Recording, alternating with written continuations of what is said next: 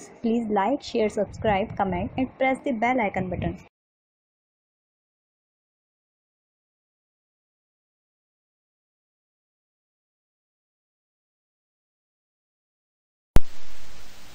Hi friends, welcome in law fighters. This is Shalini Chauhan. आज हम Indian constitution के 100 most important question की series का पार्ट 3 देखेंगे। अगर आपको ये वीडियो अच्छा लगे तो इस चैनल को जरूर सब्सक्राइब करें, बेल आइकन को भी क्लिक करें, साथ ही इस वीडियो को लाइक एंड शेयर करना ना भूलें। और वीडियो के एंड में मैं आपसे एक क्वेश्चन पूछूंगी जिसका आंसर आपको कमेंट बॉक्स में देना है। तो चलिए शुरू करते हैं। तो फ्रेंड्स, इससे पहले कि हम इस पार्ट को शुरू करें, आइए लास्ट पार्ट में जो हमने आपसे क्वेश्चन ऑफ द सीरीज पूछा था उसका आंसर देख लेते हैं। तो सबसे पहले देखते हैं क्वेश्चन क्या था। निम्नलिखित में से किस मामले में सुप्रीम कोर्ट ने यह भी निर्धारित किया कि आर्टिकल 368 के अधीन संविधान का संशोधन आर्टिकल 13 के अंतर्गत विधि है। तो 4 ऑप्शन थे। गोलकनाथ बनाम पंजाब राज्य, ऑप्शन नंबर 2 सज्जन सिंह बनाम राजस्थान राज्य, 3 शंकरी प्रसाद बनाम भारत संघ एंड 4 केशवानंद भारती बनाम केरल राज्य। तो इसका आंसर देख लेते हैं जल्दी से। तो आपका आंसर है गोलकनाथ बनाम पंजाब राज्य।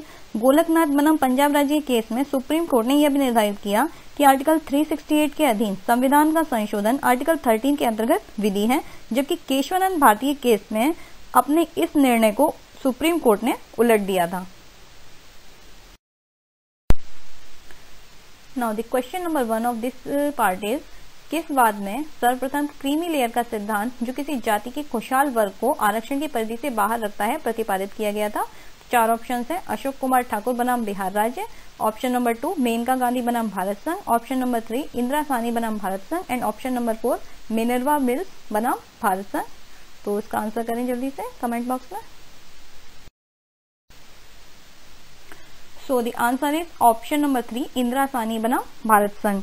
तो मंडल मामले के नाम से चर्चित इंदिरा साहनी बनाम भारत संघ 1993 के केस में सर्वोच्च न्यायालय की संविधान पीठ ने अपने ऐतिहासिक फैसले में बालाजी बनाम मैसूर राज्य के मामले में दिए गए अपने पूर्ववर्ती निर्णय को पलटते हुए ये प्रतिपादित किया कि संविधान के आर्टिकल 16 के क्लॉज 4 के अंतर्गत सरकारी नौकरियों में आरक्षण के प्रयोजन के लिए पिछड़े वर्गों का निर्धारण करते समय उनमें से आर्थिक रूप से संपन्न खुशहाल लोगों को अर्थात क्रीमी लेयर को बाहर रखा जाए।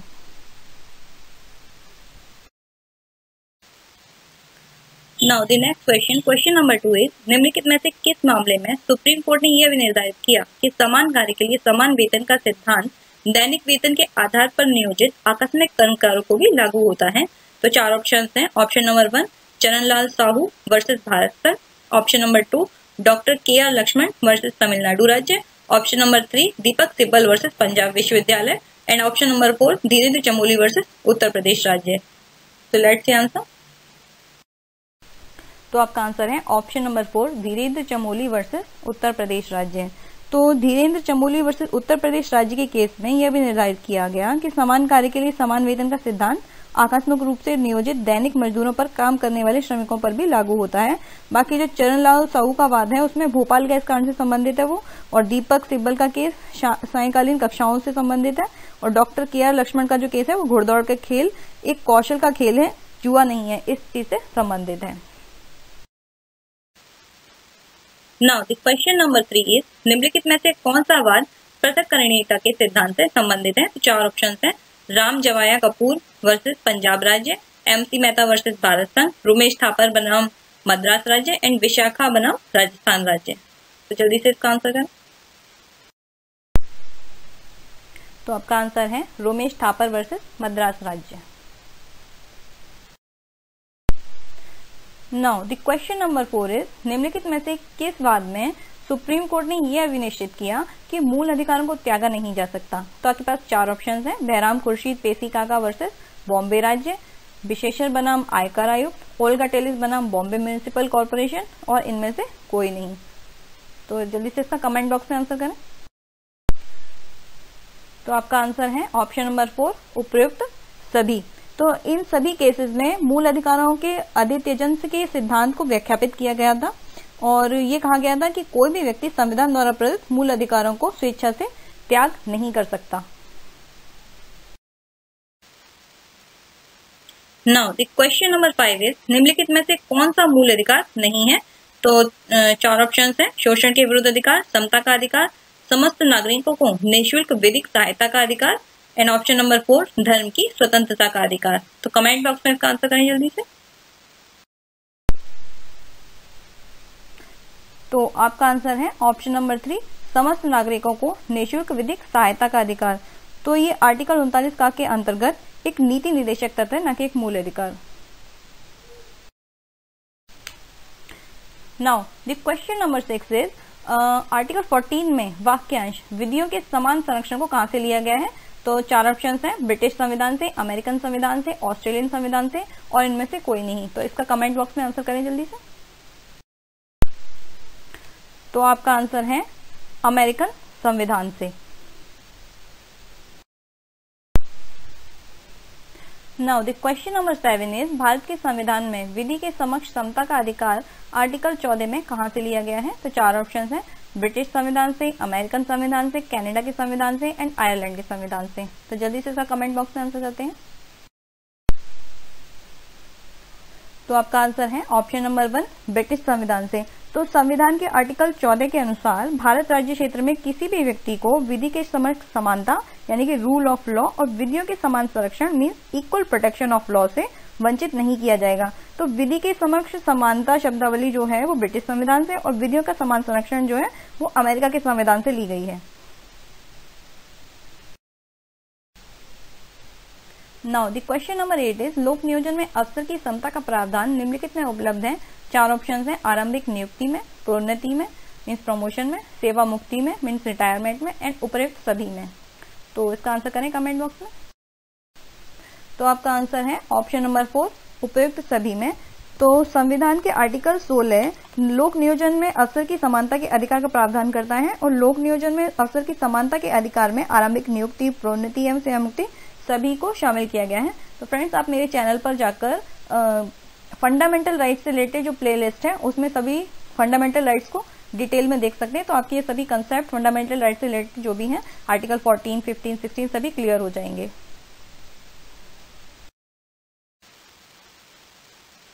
Now the question number 9 is समता और स्वेच्छाचारिता एक दूसरे के कट्टर शत्रु हैं। निम्नलिखित मामलों में से किसमें ये कहा गया था। तो 4 ऑप्शन हैं, A.K. गोपालन वर्सेस मद्रास राज्य, मेनका गांधी बनाम भारत संघ, खड़क सिंह बनाम उत्तर प्रदेश राज्य और इनमें से कोई नहीं। तो लेट्स आंसर। तो आपका आंसर है ऑप्शन नंबर 4 उपयुक्त में से किसी में नहीं। तो ये जो समता और स्वेच्छाचारिता एक दूसरे के कट्टर शत्रु हैं ये बताया गया था E.P. यूरोपा बनाम तमिलनाडु राज्य 1974 के केस में। तो सुप्रीम कोर्ट ने इसमें एक यही दृष्टिकोण अपनाया था और अपने निर्णय में ये कहा था कि समता एक गतिशील धारणा है, इसे परंपरागत तथा सिद्धांतवाद की सीमाओं में बांधा नहीं जा सकता है और युक्तियुक्तता का सिद्धांत समता के सिद्धांत का एक आवश्यक तत्व है जो आर्टिकल 14 में सर्वदा विद्यमान रहता है। वास्तव में समता और स्वेच्छाचारिता एक दूसरे के कट्टर शत्रु हैं। जहां कोई कार्य मनमाना किया जाएगा वहां असमानता अवश्य होगी, आर्टिकल 14 का अतिक्रमण होगा। और मेनका गांधी वर्सेस भारत संघ के मामले में सुप्रीम कोर्ट द्वारा इस वाद में प्रतिपादित समता के नूतन सिद्धांत की पुष्टि करते हुए उसे नए शब्दों में दोबारा डिस्क्राइब किया गया था। Now the question number 10 is ऐसी विधि जिसके अनुसार जिस व्यक्ति के 2 से अधिक संतानें होंगी वह पंच या सरपंच का पद धारण नहीं कर सकता, एक मान्य विधि है एवं संविधान के आर्टिकल 14 का अतिक्रमण नहीं करती। तो सुप्रीम कोर्ट ने निम्नलिखित में से किस नवीन केस में ऐसा निर्णय दिया था। तो 4 ऑप्शन हैं, ऑप्शन नंबर 1 PUCL बनाम भारत संघ, जावेद बनाम हरियाणा राज्य, इंदिरा जयसिंह वर्सेस महारजिस्ट्रार एंड मोहम्मद असलम वर्सेस भारत संघ। तो इसका आंसर जल्दी से कमेंट बॉक्स में करें। तो आपका आंसर है option number 2 Javed versus Haryana राज्य। तो जावेद वर्सेस हरियाणा राज्य के केस में सुप्रीम कोर्ट ने यह भी निर्धारित किया कि 2 बच्चों से अधिक संतान वाले व्यक्तियों को पंच या सरपंच के पद के अयोग्य घोषित करने वाली विधि एक विधिमान्य कानून है। ये संविधान के आर्टिकल 14 द्वारा प्रदत्त विधि के समक्ष समता के अधिकार का अतिक्रमण नहीं करती। तो PUCL वर्सेस भारत संघ के केस में सर्वोच्च न्यायालय ने अभिनिर्णित किया कि जो लोग खाद्य सामग्री खरीदने में असमर्थ हैं उन्हें आर्टिकल 21 के अंतर्गत राज्य द्वारा मुफ्त खाद्यान्न पाने का मूल अधिकार है।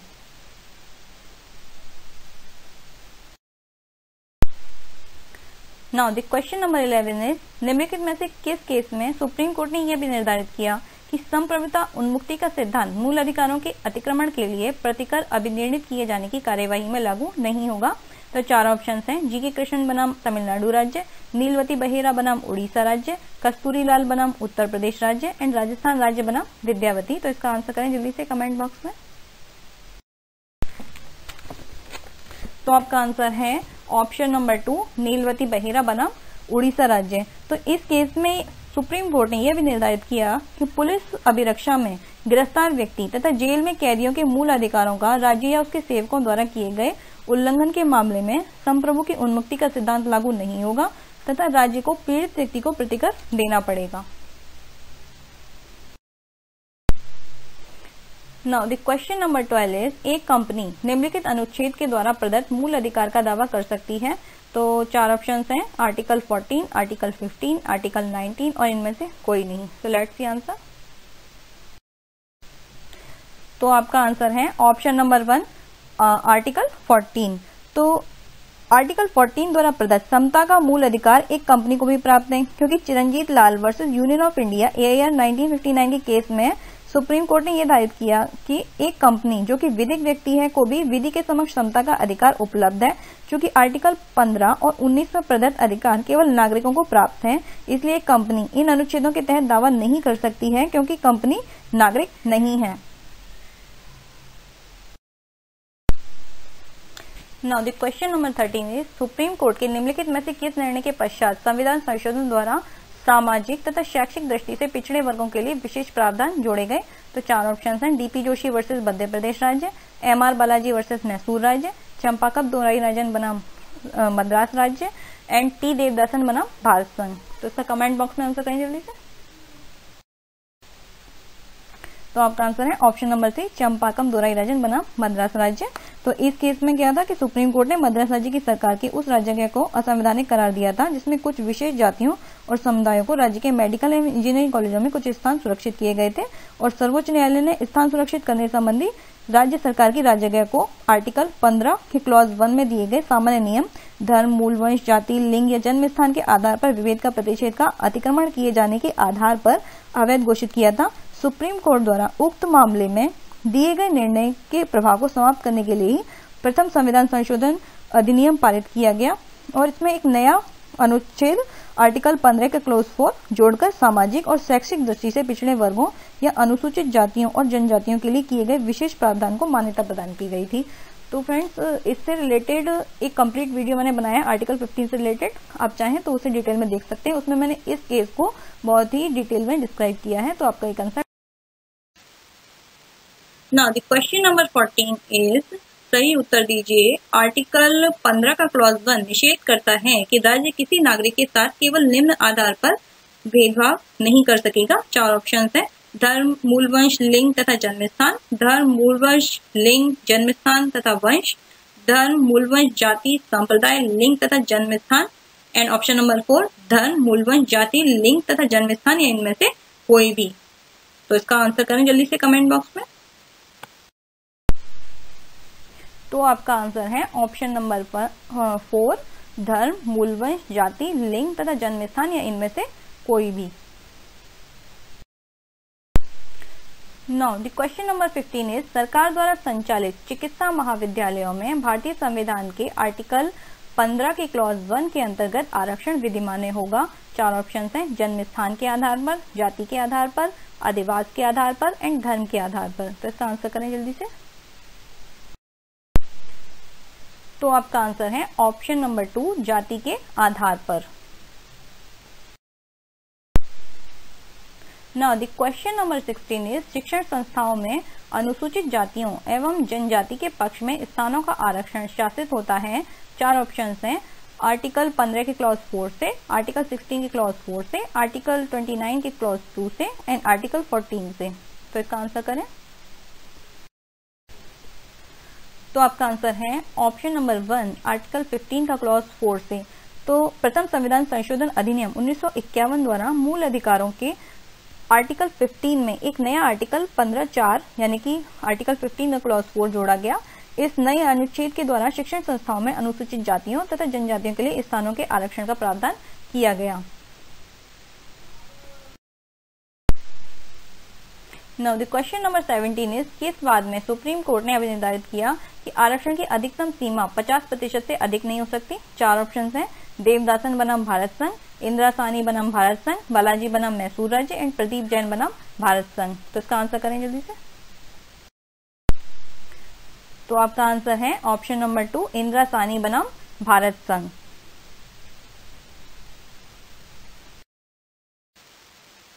Now the question number 18 is अनुनयन का नियम किस वाद में अधिकारातीत घोषित किया गया। 4 ऑप्शन हैं, देवदासन बनाम भारत संघ, इंदिरा साहनी बनाम भारत संघ, बालाजी बनाम मैसूर राज्य एंड प्रदीप जैन बनाम भारत संघ। तो इसका आंसर करते हैं जल्दी से।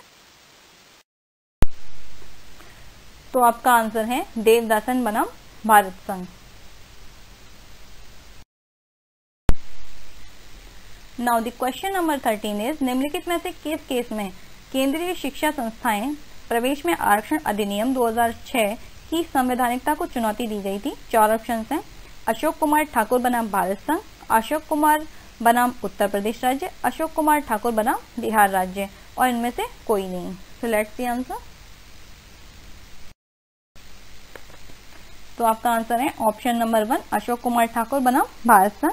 तो इस केस में क्या हुआ था कि केंद्रीय शिक्षा संस्थाओं में प्रवेश में आरक्षण अधिनियम 2006 को चुनौती दी गई थी। इस अधिनियम द्वारा राज्य द्वारा सहायता प्राप्त केंद्रीय विश्वविद्यालयों में 27% सीटें अन्य पिछड़े वर्ग के लोगों के लिए आरक्षित की गई थी। यह जो अधिनियम है 93वें संविधान संशोधन अधिनियम के आलोक में पारित किया गया था। इस संशोधन द्वारा आर्टिकल 15 में क्लॉज 5 जोड़कर विशेष उपबंध का प्रावधान किया गया है।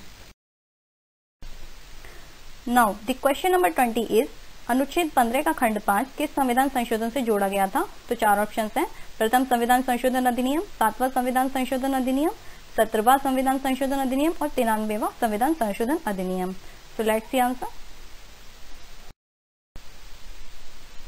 तो आपका आंसर है 93वां संविधान संशोधन अधिनियम।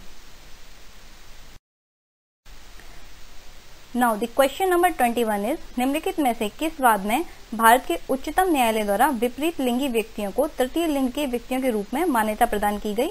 तो 4 ऑप्शन हैं, ऑप्शन नंबर 1, राष्ट्रीय विधिक सेवा प्राधिकरण बनाम भारत संघ, ऑप्शन नंबर 2, नालसार विश्वविद्यालय हैदराबाद बनाम भारत संघ, ऑप्शन नंबर 3, राज्य विधिक सेवा प्राधिकरण बनाम भारत संघ and option number 4, Suresh Kumar बनाम नाल्स foundation. So let's see answer. तो आपका आंसर है ऑप्शन नंबर 1, राष्ट्रीय विधिक सेवा प्राधिकरण बनाम भारत संघ।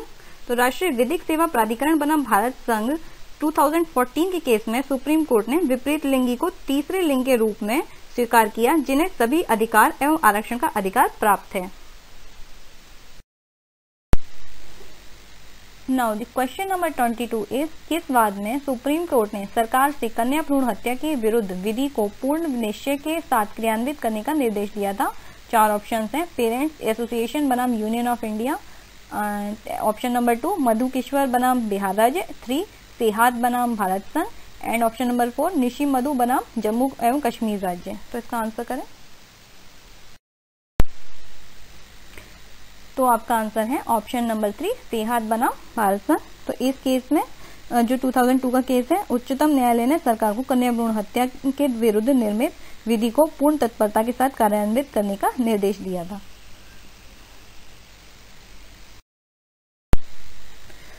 नाउ द क्वेश्चन नंबर 23 संविधान पिछड़ेपन की अवधारणा का प्रावधान करता है। 4 ऑप्शन हैं, गरीबी के आधार पर, जाति के पिछड़ेपन के आधार पर, व्यवसाय के पिछड़ेपन के आधार पर, सामाजिक एवं शैक्षिक पिछड़ेपन के आधार पर। तो लेट्स आंसर। तो आपका आंसर है ऑप्शन नंबर 4, सामाजिक एवं शैक्षिक पिछड़ेपन के आधार पर। तो भारतीय संविधान सामाजिक एवं शैक्षिक पिछड़ेपन के आधार पर पिछड़ेपन की अवधारणा का प्रावधान करता है। ये आर्टिकल 15 के क्लॉज 4 और आर्टिकल 16 के क्लॉज 4 में क्रमशः बताया गया है। Now the question number 24 is Bharat के संविधान में आर्टिकल 16 का क्लॉज 4 का यंत्र स्थापित किया गया है। 4 ऑप्शन हैं, 26वें संविधान संशोधन द्वारा, 27वें संविधान संशोधन द्वारा, 77वें संविधान संशोधन द्वारा, ऑप्शन नंबर 4, इनमें से कोई नहीं। तो लेट्स सी आंसर। तो आपका आंसर है ऑप्शन नंबर 3, 77वें संविधान संशोधन द्वारा। तो भारतीय संविधान के आर्टिकल 16 के क्लॉज 4 क के अधीन प्रोन्नत पदों पर अनुसूचित जाति तथा अनुसूचित जनजाति के लिए आरक्षण की व्यवस्था अब अनुमान्य है, जिसे 77वें संविधान संशोधन अधिनियम द्वारा वर्ष 1995 में जोड़ा गया। यह अधिनियम मंडल आयोग के बाद में दिए गए उच्चतम न्यायालय के इस निर्णय के प्रभाव को दूर करने के लिए पारित किया गया कि सरकारी सेवाओं में प्रोन्नति में आरक्षण नहीं दिया जाना चाहिए। Now the last question number 25 is carry forward नियम को अधिकारातीत निम्नवाद में घोषित किया गया था। 4 ऑप्शंस हैं। मेनका गांधी बनाम भारत संघ, देवदासन बनाम भारत संघ, प्रदीप टंडन बनाम उत्तर प्रदेश राज्य, एंड इनमें से कोई नहीं। तो लेट्स सी आंसर। तो आपका आंसर है ऑप्शन नंबर 2, देवदासन बनाम भारत संघ। तो कैरी फॉरवर्ड नियम संविधान के अनुच्छेद 16(4) क से संबंधित है, जो पिछड़े वर्गों के आरक्षण संबंधित है। सुप्रीम कोर्ट ने अपने देवदासन बनाम भारत संघ के केस में कैरी फॉरवर्ड नियम को अधिकारातीत घोषित किया था। फ्रेंड्स, मैंने रिसेंटली आर्टिकल 16 के ऊपर एक कंप्लीट वीडियो बनाया है, आप चाहें तो उसे प्लेलिस्ट में जाके देख सकते हैं और वो आपके लिए बहुत ही बेनिफिशियल होगा और आपका आर्टिकल 16 से रिलेटेड जो कंसेप्ट है वो क्लियर हो जाएगा। Now the question of the series is Bharat के उच्चतम न्यायालय द्वारा स्थापित कैचअप नियम संविधान के निम्नलिखित किस अनुच्छेद से संबंधित है।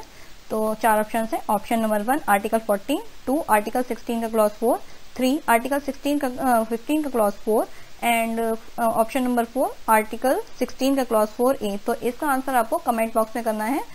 नेक्स्ट पार्ट में मैं आपको इसका आंसर बताऊंगी।